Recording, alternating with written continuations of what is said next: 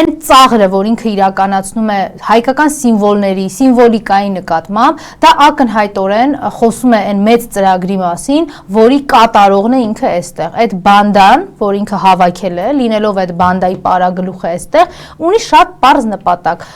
մոռացության մատնել հայոց պատմությունը, որովհետև եթե չկա հայոց պատմություն, այդ հայոց պատմության էջերում չի կարող նաև տեղ գտնել դավաճան Նիկոլ իր դավաճանություններով։ Մոռացության մատնել Արարատը որպես բիբլիական եւ հայկականության նաև խորհրդանիշը եւ հայերի քաղաքակրթական կոդի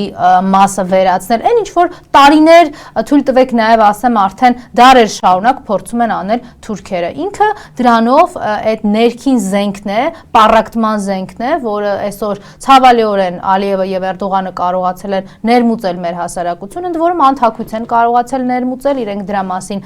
բարբերաբար հայտարարում են, թե ինչ ռեսուրսներով են հնարավորություն տվել ստեղծել Նիկոլի համար գալ այստեղ իշխանության, զավթել այստեղ իշխանությունը, եւ այս տրամաբանությունը իհարկե դրա շարունակականությունն